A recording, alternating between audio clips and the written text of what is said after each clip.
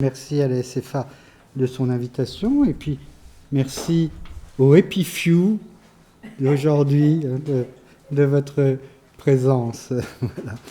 Donc la ville est donc la grande affaire de notre nouveau siècle. Depuis 2008, plus de la moitié de la population mondiale vit en ville et nous serons probablement près de 60% dans une dizaine d'années. En 2050, la population urbaine avoisinera alors les 6,7 milliards d'habitants comparés aux 4,2 milliards d'aujourd'hui. L'attraction démographique de la ville est renforcée, par ailleurs, par le dynamisme économique du dispositif urbain, c'est probablement ça aussi le point essentiel. Le capitalisme mondialisé s'est structuré autour d'un réseau de mégapoles dont les 30 premières abritent près de 15% de la population mondiale, représentant à elles seules, les 100 plus grandes villes mondiales représentent 30% de l'économie mondiale et 35% de son potentiel de croissance. On évoquait hier la notion de growth city, de ville de croissance pour la croissance. Voilà. L'activité économique des trois principales villes des États-Unis, New York, Los Angeles, Chicago, représente à elles trois un produit intérieur brut de 2700 milliards de dollars, c'est-à-dire l'équivalent du produit intérieur brut français. Ce sont les comptes de 2018. Sans parler de l'immense champ d'activité économique que représente la fabrique même de la ville, la construction de la ville, qui se compte dans les années à venir en dizaines de milliers de milliards de dollars. Un tiers de l'économie des pays développés est actuellement consacré directement ou indirectement à la construction et au fonctionnement des villes. C'est dire l'importance, l'intérêt du sujet que nous avons retenu cette année.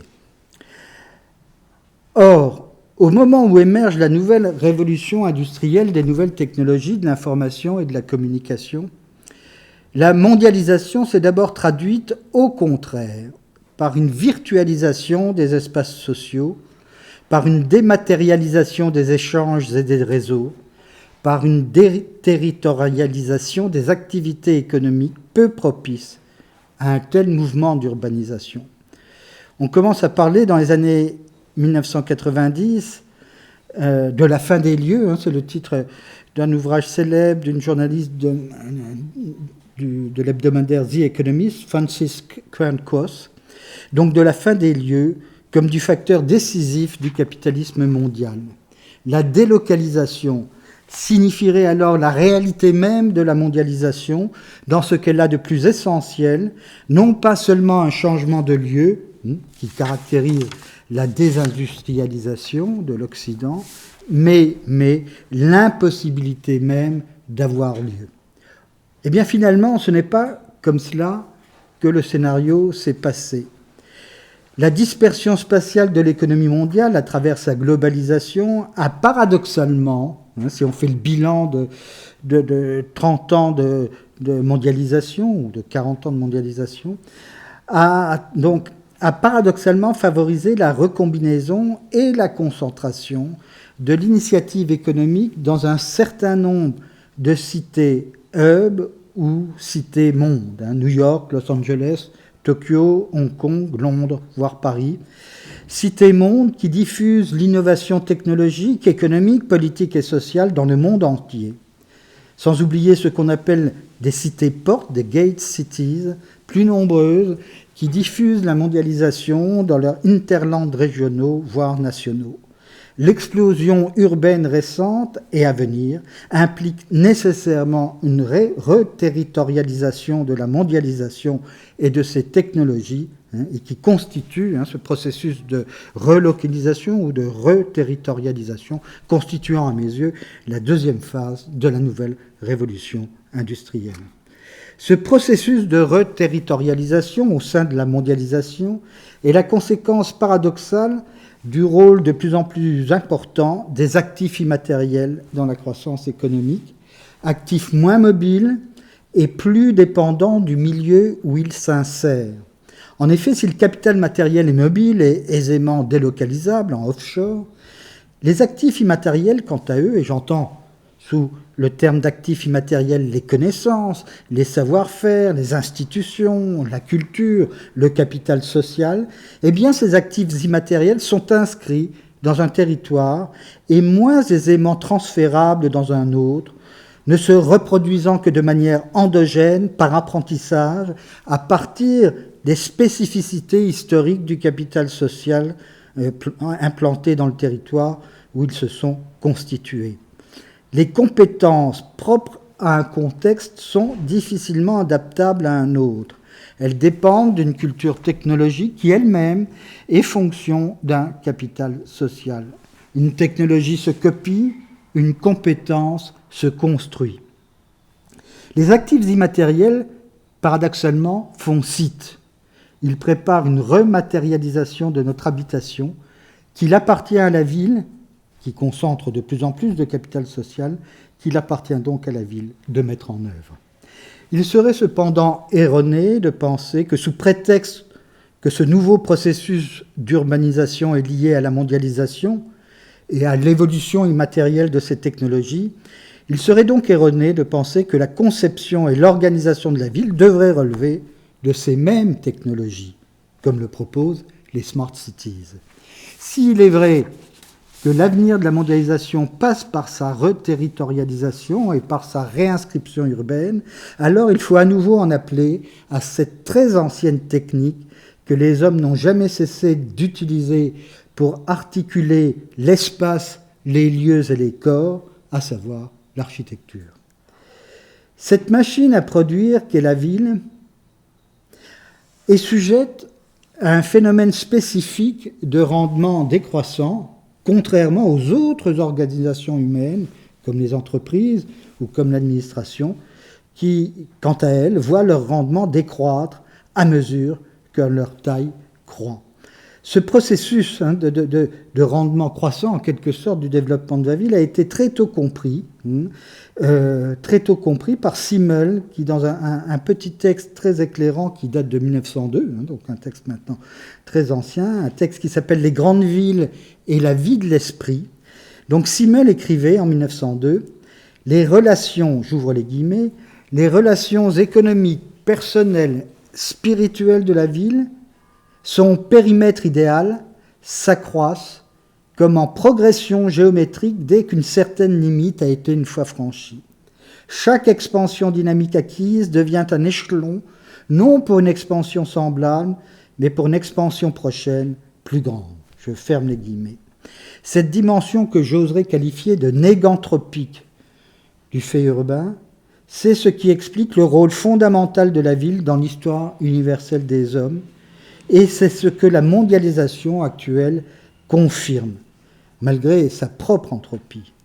Comment comprendre cette vertu, c'est la question que je vais me poser maintenant, comment comprendre cette vertu négantropique qui marque bien la spécificité de la machine urbaine?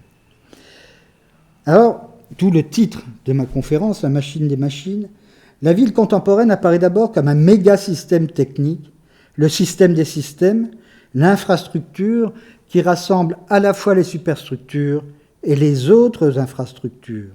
À ce titre, elle est la machine des machines qui interconnecte les différents réseaux structurant la vie urbaine, eau, énergie, déchets, transport, échanges, grands équipements, communications, etc.,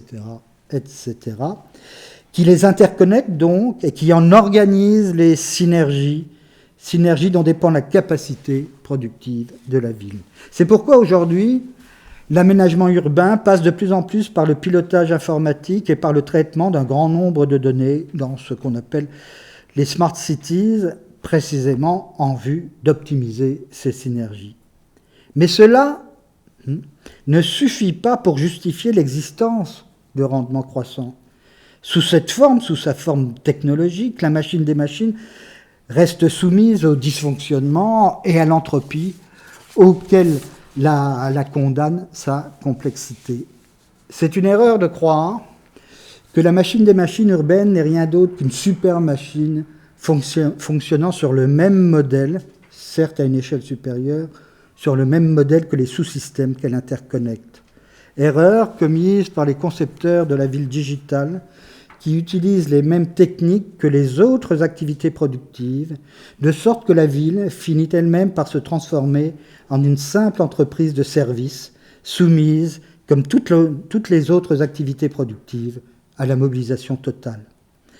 Et ces villes vitrines, je pense à la ville coréenne de Songdo ou à la ville de Masdar en Arabie Saoudite, donc ces villes vitrines des nouvelles technologies urbaines, ce ne sont pas en réalité des smart cities, mais il faudrait bien plutôt utiliser le terme d'urban smartness, c'est-à-dire d'utilisation des nouvelles technologies qui choisissent la ville comme une simple démonstration, comme une simple vitrine de leur propre progrès, de leur propre performance. Voilà. Et donc, plutôt que de smart city, il faudrait là parler d'urban smartness.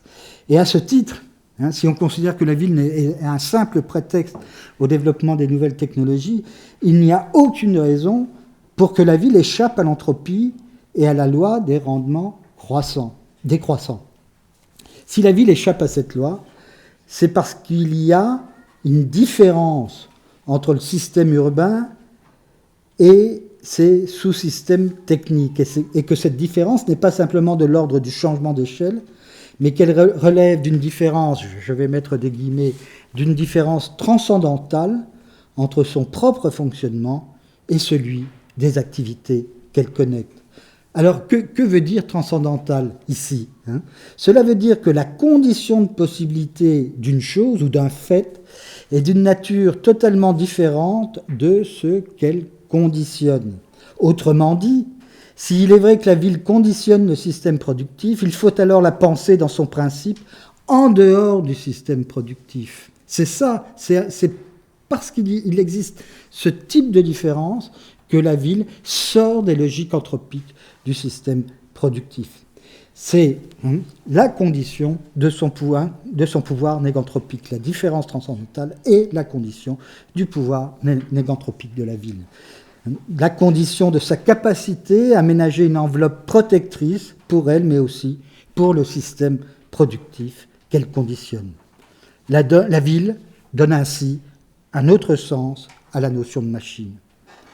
Or, il y a différence transcendantale et rendement croissant précisément parce que la ville est un fait technique total qui ne se limite pas à organiser la synergie des différents systèmes techniques qui la composent, mais qui davantage encore réussit à faire la synthèse des trois dimensions techniques fondamentales de la vie humaine, la dimension productive, mais non seulement, la dimension institutionnelle et la dimension personnelle. En effet, quand on parle de technique, on pense surtout aux techniques productives, techniques de transformation de la matière, ce qu'on pourrait appeler les technologies.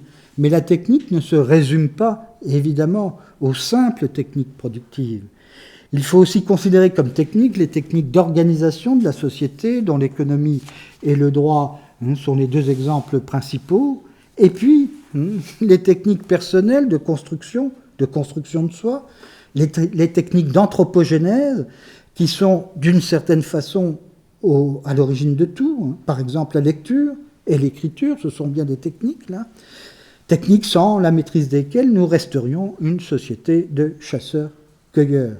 Ou encore les techniques du corps, les pratiques artistiques et toutes les techniques de développement cognitif. Évidemment, il faut bien parler de la technique du pianiste, et jamais nous ne parlerions de sa technologie. Il y a donc bien des différences dans la notion de technique, et il faut penser la technique dans l'éventail de toutes les pratiques qu'elle recouvre.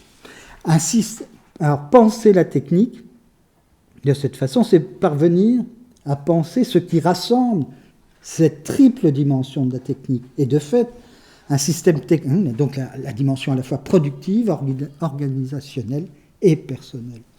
Un système technique efficace est un système qui réussit à concilier ces différents types de techniques et à en organiser la collaboration. Si on prend la mesure de cette diversité des modalités techniques, alors l'essence de la technique change de sens. Le but de la technique n'est donc pas la transformation de la matière, ça c'est le sens commun qui réduit la question de la technique à cette transformation. Cette transformation, en réalité, n'est qu'un moyen. Plus profondément, toutes ces techniques ont pour but l'aménagement et la maîtrise de l'espace et du temps, et c'est cela qui les rassemble. C'est cela la finalité essentielle de la technique. L'espace et le temps, c'est-à-dire les conditions mêmes de notre être au monde, de notre façon de l'habiter. On comprendra alors que ce que j'appelle la différence transcendantale de la ville. Il s'agit non pas d'organiser des flux et de réguler des fonctionnements, mais de ménager l'espace et de construire la durée sans lesquelles les flux deviennent nécessairement anthropiques. La ville ne saurait donc se limiter à la seule dimension productive. La différence transcendantale permettant ici d'intégrer la dimension productive de la technique à sa part institutionnelle et personnelle.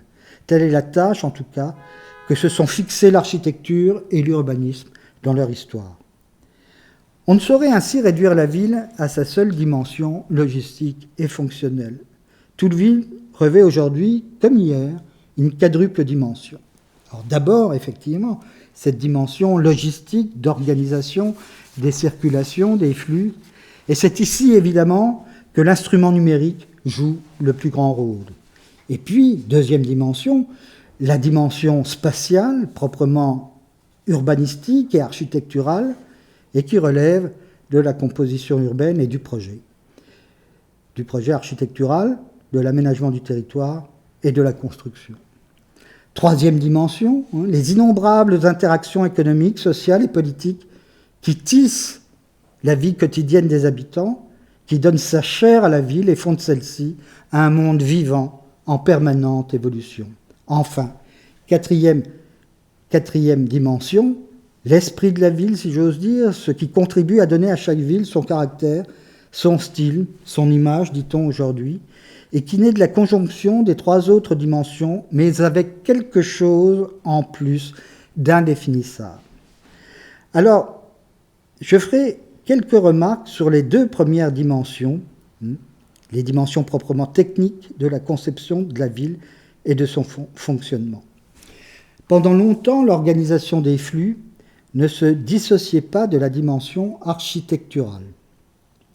On construisait des rues, des égouts, des passages, des places. La circulation était totalement insérée dans l'espace public et l'espace public entièrement architecturé. Les infrastructures se trouvaient ainsi entièrement spatialisées et matérialisées. La Smart City, ou l'Urban Smartness, marque au contraire la dissociation entre l'organisation des flux, la logistique, et la spatialisation. Le numérique est virtuel, ces infrastructures ne donnent pas lieu à architecture.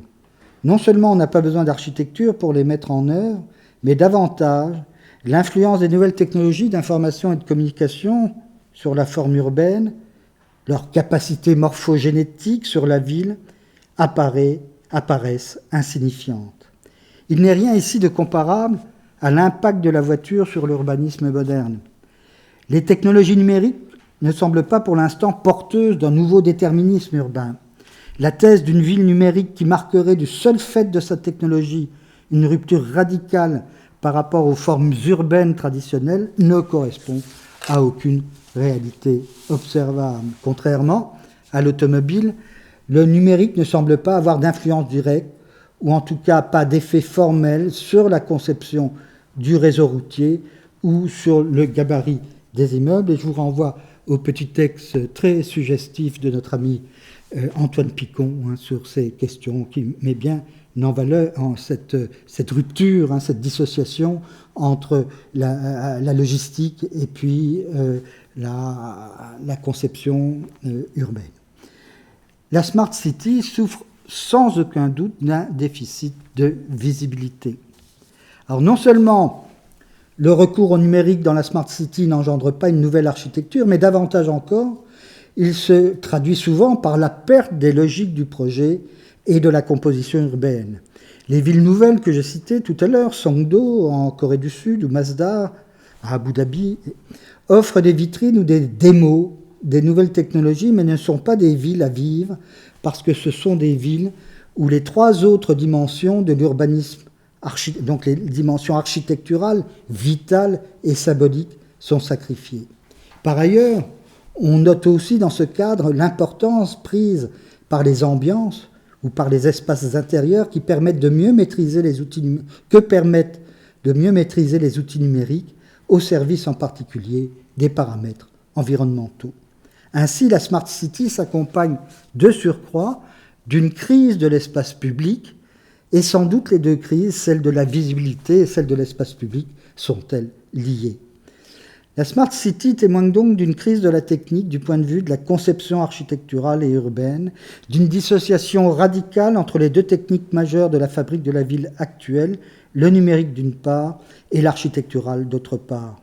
Le numérique n'est pas assez fort pour produire un nouvel imaginaire architectural, urbain et spatial, mais il est néanmoins assez fort pour rendre superflu et obsolète tout effort de conception architecturale à la hauteur des enjeux contemporains.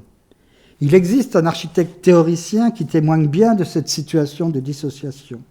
Il s'agit de Rem Koolhaas, qui ne cesse de dire qu'il faut abandonner toute conception de l'architecture en tant qu'art. Et cela, l'architecture en tant qu'art, cela vaut autant pour le mouvement moderne que pour l'architecture classique.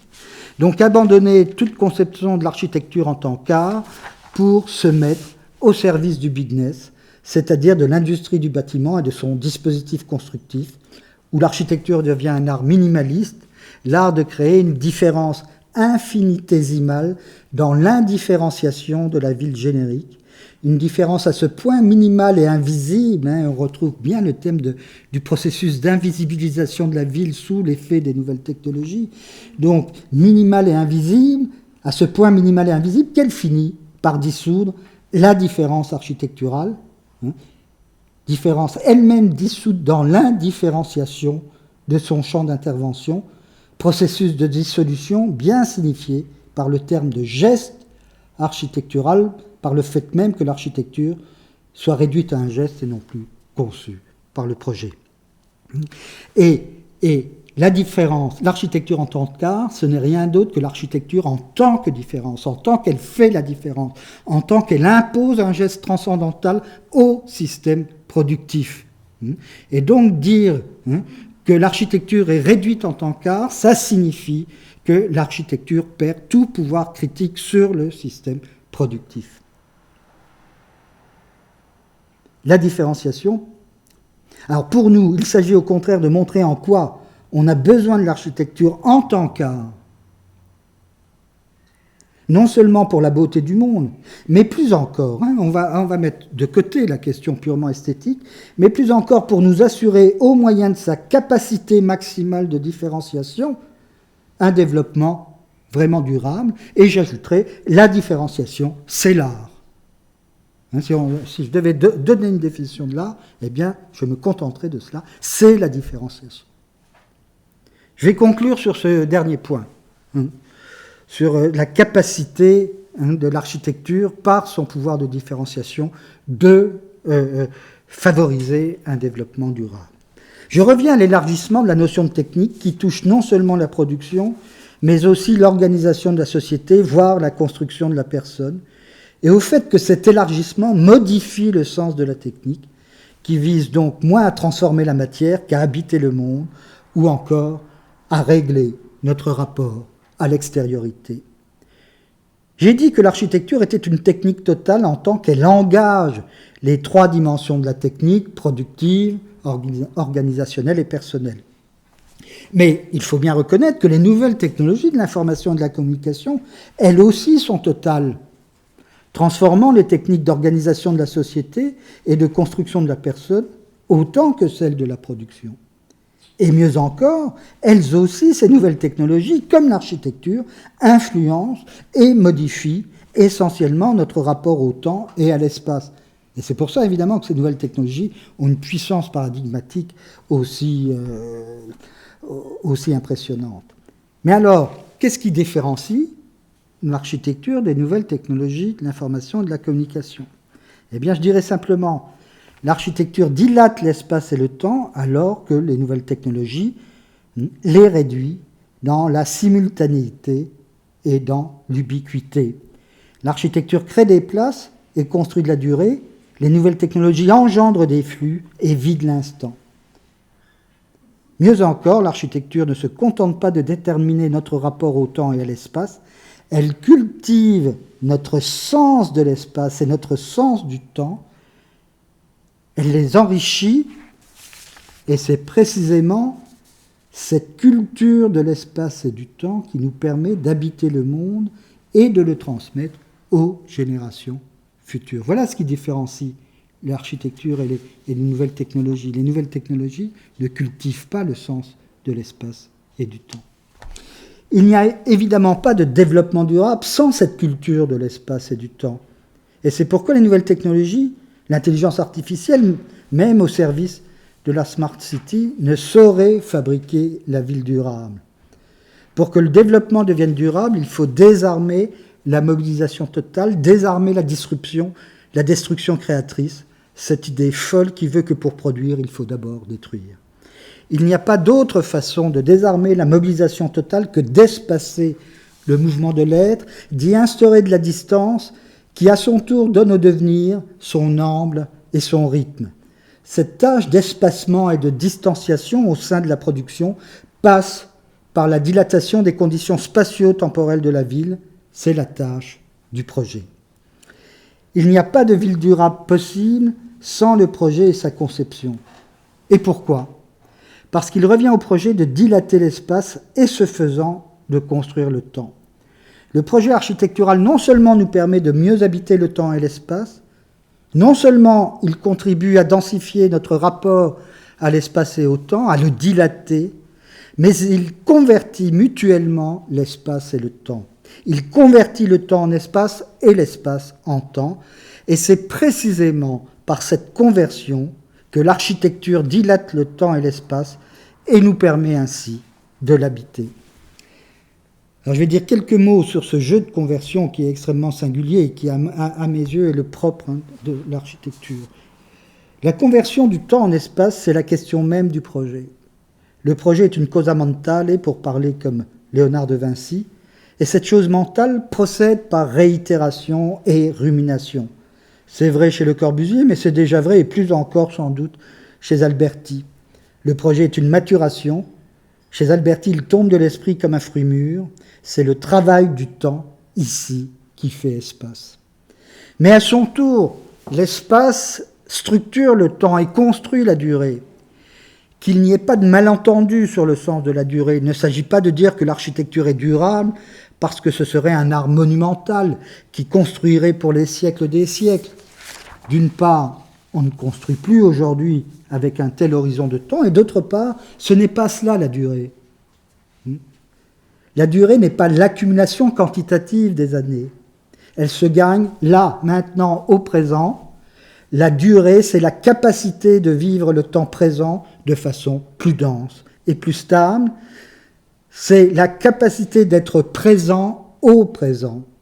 Et c'est cette densité, cette stabilisation qui permettent ensuite à l'homme d'avoir l'expérience de la prolongation du temps, ce qu'on appelle trivialement la durée. Et de fait, l'espace architectural a pour vocation de nous rendre plus présents aux choses, de nous rendre plus présents au monde qui nous entoure, plus présents, et ce faisant plus responsables. Et peut-être que toutes les difficultés que nous rencontrons pour faire bouger les choses, dont nous avons pourtant bien conscience qu'il faut les faire bouger, eh bien, toutes ces difficultés viennent sans doute de ce manque de présence au monde dont témoignent si bien les nouvelles technologies. Merci de votre attention.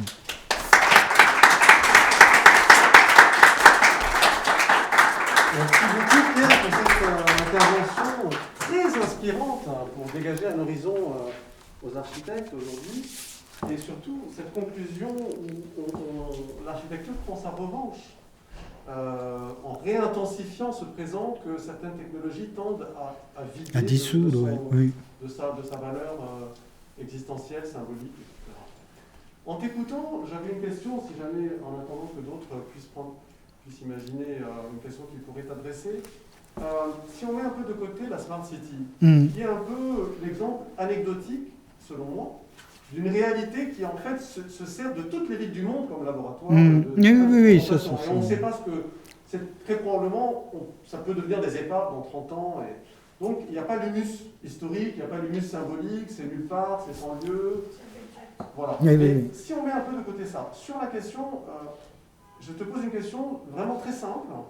Comment l'architecture, les architectes ont les épaules assez larges pour accepter cette challenge que tu nous exposes, mais comment l'architecture va faire, d'après toi, dans le monde qui vient, pour, à elle seule, parce qu'elle est esselée et isolée, mettre en œuvre le programme que tu décris, sans s'adosser, comme elle a pu le faire depuis à peu près 3000 ans, à des institutions qui sont désinstitutionnalisées de manière absolument... la marche est prise, la finance est décentralisée depuis à peu près quelques années déjà, et on a pris ce chemin, on verra comment ça va évoluer, mais en tout cas, il y a un chemin qui est pris et qui est seul l'architecture par rapport à ce qui était son arrière-fond, indispensable pour ne pas justement devenir une esthétique, comme tu disais, et pour avoir son épaisseur politique, et pour faire citer.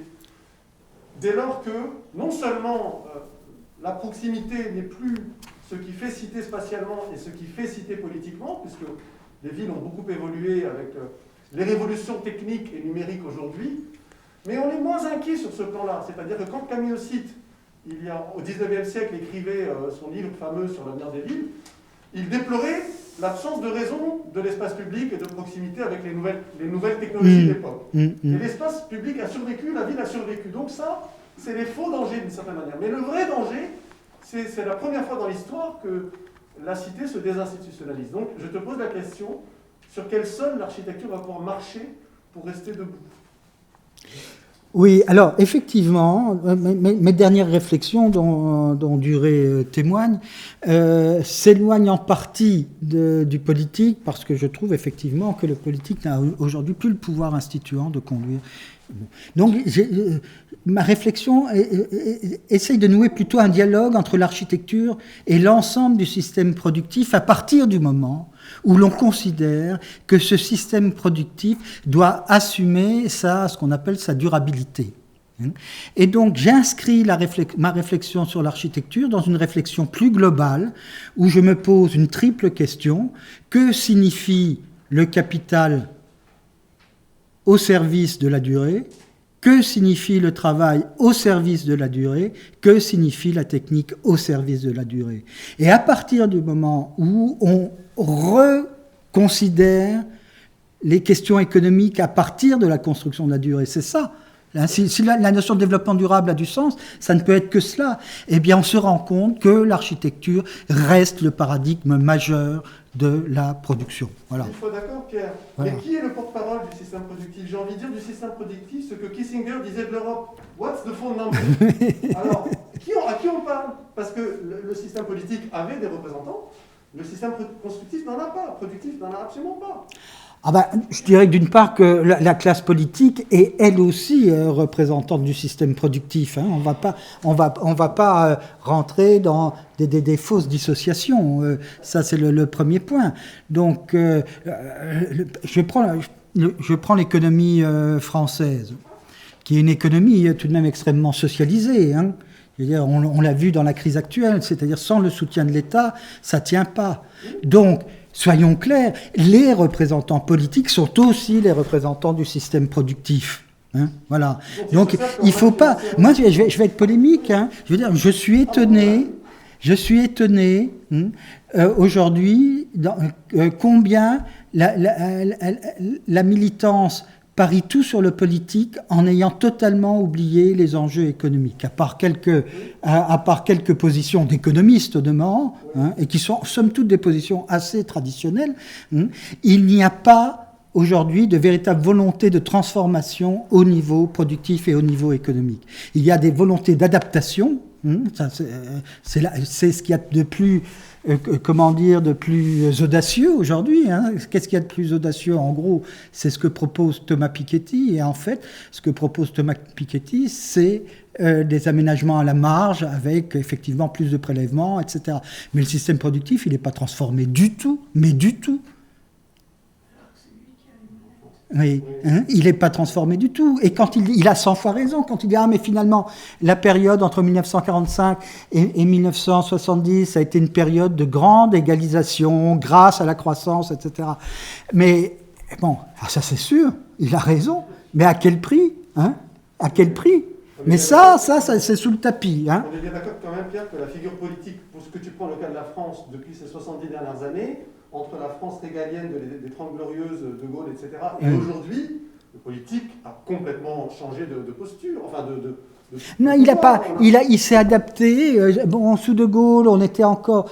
Il faudrait refaire une... Enfin, on crâne. Non, mais la crise de 29 a eu un impact considérable sur le système productif de l'entre-deux-guerres et surtout de l'après-guerre. Mais considérable. Planification, volontarisme, l'économie n'existait plus. Si Heidegger parle de la question de la technique dans ces années-là, c'est parce que l'économie n'existe plus d'un point de vue de légitimité historique à cause de la crise de 29. C'est la technique qui prime, c'est l'organisation, ce sont les ingénieurs.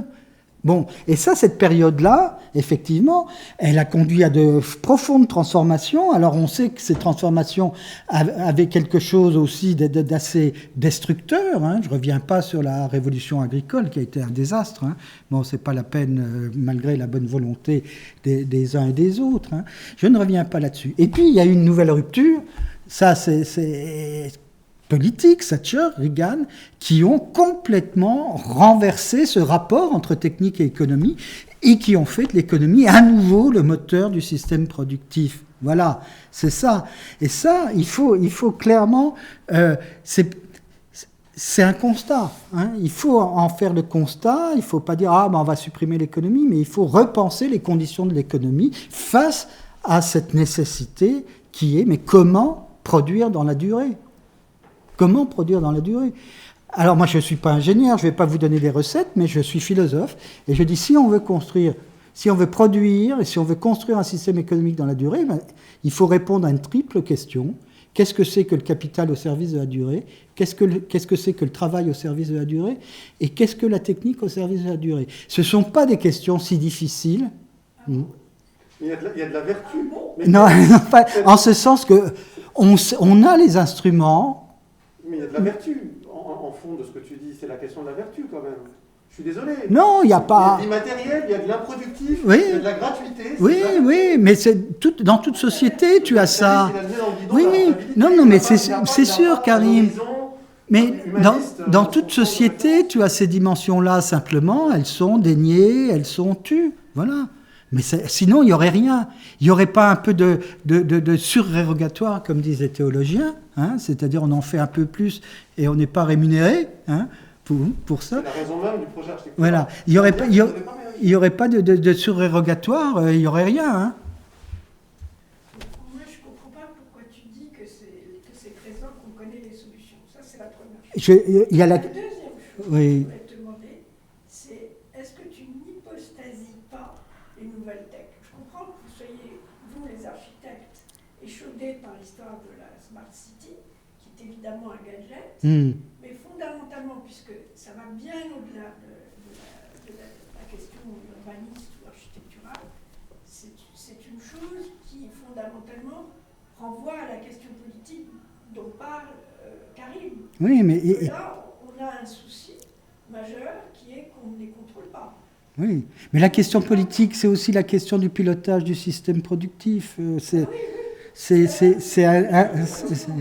Alors, est-ce que j'hypostasie les nouvelles technologies? On laisse tomber Songdo et Masdar, qui sont des villes démos, mais soyons clairs, les investissements dans les nouvelles technologies au service de la ville, ça va représenter entre 25 et 30% des investissements de la construction de la ville dans les années à venir. Hein. Bon, ça, c'est en tout cas ce que les experts chiffrent. Deuxième point, ceux qui hypostasient les nouvelles technologies, ce sont ceux qui considèrent que ces nouvelles technologies sont le paradigme indépassable de la technique. Comme tu as vu, j'essaye de montrer que la technique est une notion bien plus vaste que les simples notions productives, et que dans ces conditions, même si je reconnais, et c'est ça qui m'intéresse, c'est que les nouvelles technologies, comme l'architecture, ce sont des paradigmes forts parce qu'ils sont capables de traiter en même temps la triple dimension de la technique productive, institutionnelle et personnelle. C'est mon boulot. On s'assure que nos épaules restent bien chargées.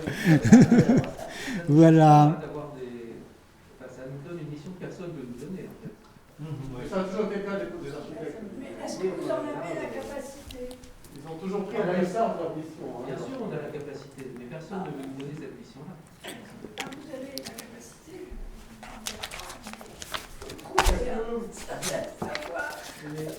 Pierre parle de l'architecture et pas des architectes, ce qui est malin, parce que ça évite de se poser la question de la capacité des architectes. Oui, moi je parle d'un savoir. Après, comment on s'approprie ce savoir, c'est autre chose. Hein.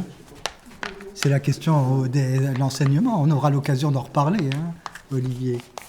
Voilà, merci de votre attention. Hein.